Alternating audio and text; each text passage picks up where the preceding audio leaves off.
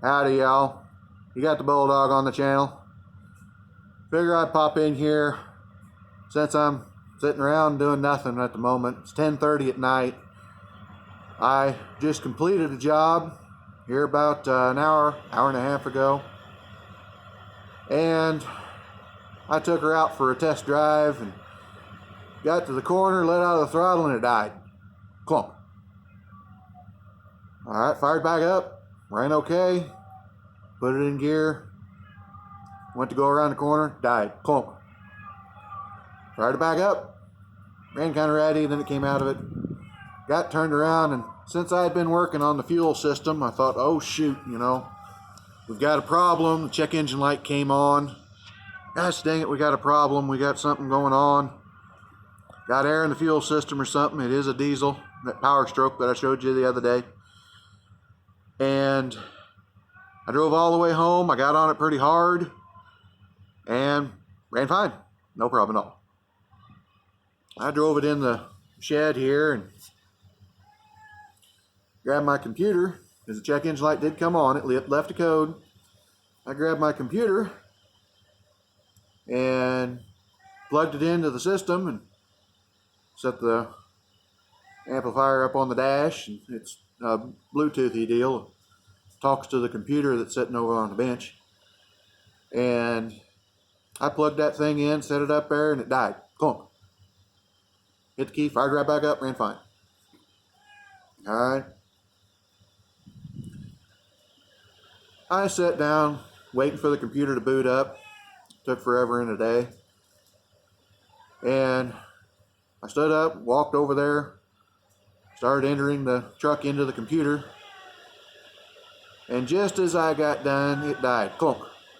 Alright, I ran the codes, and it come up with injector code, which that was understandable. It had low pressure because it had air in the system after I put it back together. But it also had a cam sensor code, which is these trucks are notorious for that. To the point that I think this guy carries one around with him, just in case it dies and it won't start again.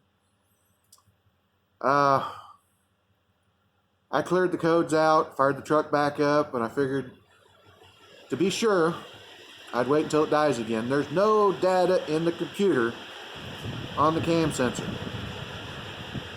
You can see engine RPM, but you can't see the cam sensor itself. They didn't write that language into their computer. So I couldn't sit there and compare it to the engine RPM to see if it was dropping out.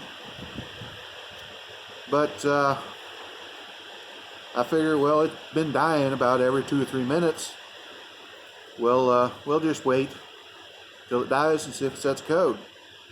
That way I can confirm that, this is the problem that it's dying over. It's not an old code that was in the system. And it has nothing to do with what I did, because I didn't. It's on the bottom of the motor where I was working on the top. That truck's been sitting in there running for 25 minutes now.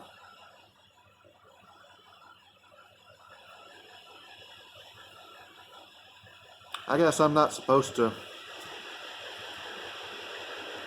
have this confirmed as to, my repair is good and this is a pre-existing problem with the truck. Just another one of those deals that you run into over and over and over again. I was hoping that I'd get a confirmation and have a little peace of mind, help me sleep at night. I worry about stuff like that. I sit there thinking, well, maybe I should have done this, maybe I should have done that. I'm an insomniac that way. So here I am. Hopefully I'll get to the house before tomorrow. We'll talk at y'all later. Like, comment, subscribe. Hopefully I'll get into some more intense repairs for you to see. Some exciting, exciting for me anyway. I mean, you wouldn't be all that excited, but if I come off a landing and bounce on the ground, then You know, it's I guess you'd call that exciting for me. We'll talk at y'all later.